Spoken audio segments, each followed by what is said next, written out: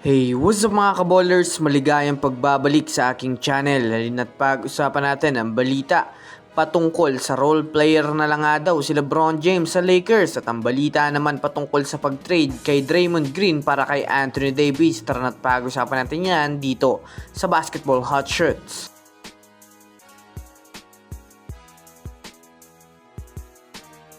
Una nga muna tayong dumako mga kaballers patungkol sa hindi na nga si LeBron James ang main superstar ng Los Angeles Lakers. Well, alam naman nga natin na sa ngayon nga po mga kaballers na sobrang ganda nga po ng pinapakita ng Lakers ngayong season.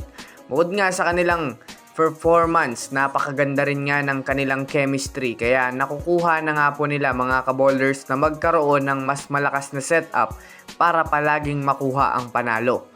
Well, sa kada panalo nga ng Lakers mga kaballers, pansin nyo naman nga po na si Luka Doncic na nga ang may pinakamataas na average sa kanila at nagmimistulang siya na nga ho mga kaballers ang nagiging leader para sa opensa ng Lakers.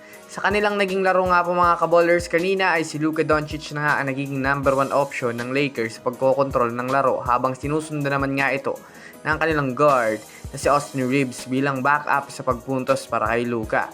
Kung susumadahin nga natin, kasalukuyan na nga ngayon, role player na lang itong si LeBron James para sa Lakers dahil hindi na nga siya ang player na kumakatawan bilang general ng Lakers pagdating sa mga plays at rotation. Since matanda na rin naman nga po sa ngayon itong si LeBron James, hindi nga talaga malabo na hindi na rin siya ang main superstar na itinuturing ng Los Angeles Lakers. Samantala, pumunta naman tayo mga kaballers sa balita patungkol sa trade na lumabas para kay Anthony Davis. Since naibalita ko na rin naman nga po sa inyo na sobrang kailangan ng Warriors ngayon ng panibagong tulong para sa kanilang kupunan, inaasahan nga na gagawa talaga ngayon ng move ang kanilang front office dahil alam naman natin na hindi nga maganda ang kanilang tinatakbo sa kampanya nila ngayong season. Dahil nga po sentro ang pinakakailangan ngayon ng Warriors dahil sa hindi na nga po effective ang kanilang nakasanayan na small ball rotation, literal na kahit saan tignan ay nababagay nga talaga dito si Anthony Davis.